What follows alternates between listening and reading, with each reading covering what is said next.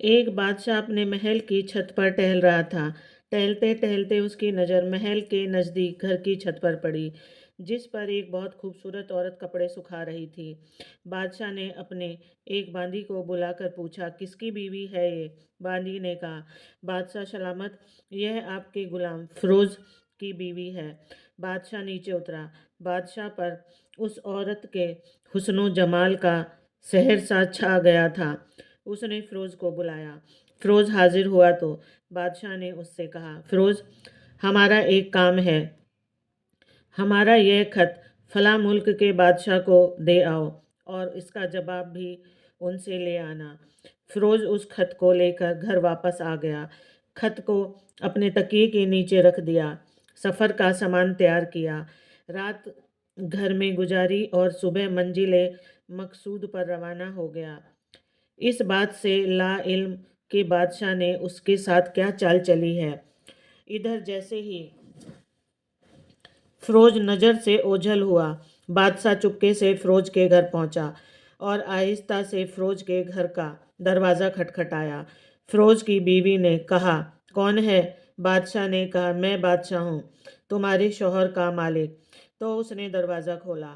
بادشاہ اندر آ کر بیٹھ گیا۔ فیروز کی بیوی نے حیران ہو کر کہا، آج بادشاہ سلامت یہاں ہمارے غریب خانے میں؟ بادشاہ نے کہا، میں یہاں مہمان بن کر آیا ہوں۔ فیروز کی بیوی نے بادشاہ کا مطلب سمجھ کر کہا، میں اللہ کی پناہ چاہتی ہوں آپ کے اس طرح آنے سے، جس میں مجھے کوئی خیر نظر نہیں آ رہی۔ بادشاہ نے غصے میں کہا، اے لڑکی، کیا کہہ رہی ہو تم؟ شاید تم نے مجھے پہچانا نہیں۔ میں بادشاہ ہوں، تمہارے شوہر کا مالک۔ فیروز کی بیوی نے کہا، بادشاہ سلامت، میں جانتی ہوں کہ آپ ہی بادشاہ ہیں، لیکن بزرگ کہہ گئے ہیں، شیر کے اگرچہ جتنی ہی بھوک لگی ہو، وہ مردار تو نہیں کھانا شروع کر دیتا۔ اور کہا، بادشاہ سلامت، تم اس کٹورے میں پانی پینے آئے ہو جس میں تمہارے کتے نے پانی پیا ہے۔ بادشاہ اس عورت کی باتوں سے بڑا شرمسار ہوا اور اس کو چھوڑ کر واپس چلا گیا، لیکن اپنے چپل وہیں بھول گیا۔ یہ سب تو بادشاہ کی طرف سے ہوا۔ اب فیروز کو آدھے راستے میں یاد آیا کہ جو خط بادشاہ نے اسے دیا تھا وہ تو گھر پر ہی چھوڑ آیا۔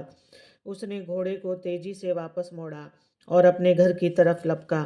فیروز اپنے گھر پہنچا تو تکیے کے نیچے سے خط نکالتے وقت اس کی نظر پلنگ کے نیچے پڑے بادشاہ کے چپل پر پڑی، جو وہ جلدی میں بھول گیا تھا۔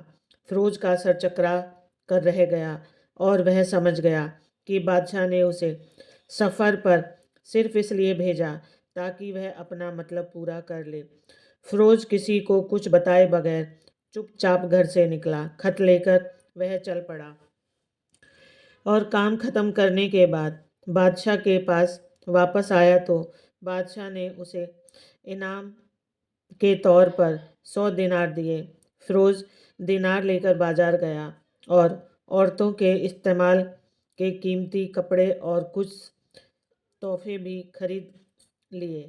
گھر پہنچ کر بیوی کو سلام کیا اور کہا، چلو تمہارے میکے چلتے ہیں۔ بیوی نے پوچھا، یہ کیا ہے؟ کہا، بادشاہ نے انعام دیا ہے اور میں چاہتا ہوں کہ تم یہ پہن کر اپنے گھر والوں کو بھی دکھاؤ۔ بیوی، جیسے آپ چاہیں۔ بیوی تیار ہوئی اور اپنے والدین کے گھر اپنے شوہر کے ساتھ روانہ ہوئے۔ داماد اور بیٹی اور ان کے لائے گئے تحفے کو دیکھ کر وہ لوگ بہت خوش ہوئے۔ فیروز بیوی کو چھوڑ کر واپس آ گیا۔ 1 مہینہ گزرنے کے باوجود نہ بیوی کا پوچھا اور نہ اس کو واپس بلایا۔ پھر کچھ دن بعد اس کے سالے اس سے ملنے آئے اور ان سے کہا، آپ ہمیں اپنی بہن سے غصے اور ناراضگی کی وجہ بتائیں یا پھر ہم آپ کو قاضی کے سامنے پیش کریں گے۔ تو اس نے کہا، اگر تم چاہو تو کر لو، لیکن میرے جسم میں اس کا ایسا کوئی حق باقی نہیں جو میں نے ادا نہ کیا ہو۔ वह लोग अपना केस काजी के पास ले गए तो काजी ने फिरोज को बुलाया। काजी उस वक्त बादशाह के पास बैठा हुआ था। लड़की के भाइयों ने कहा, अल्लाह बादशाह सलामत और काजी साहब को सही सलामत रखें। काजी साहब, हमने एक सरसब्ज बाग, दरखत फलों से भरे हुए और साथ में मीठे पानी का कुआं इस शख्स के हवाले में दिया था। जो इस शख्स ने हमारा बाग उजाड़ दिया, सारे फल खा लिए, दरखत काट लिए और कुएं को खराब करके बंद कर दिया। काजी फिरोज की तरफ मोहते वजह होकर पूछा, हाँ तो लड़के, तुम क्या कहते हो इस बारे में? फिरोज ने कहा, काजी साहब, जो बाग मुझे दिया गया था वह उससे बेहतर हालत में, मैंने उसे वापस किया है। काजी ने पूछा, क्या इसने बाग तुम्हारे हवाले वैसी ही हालत में वापस किया है जैसे पहले था?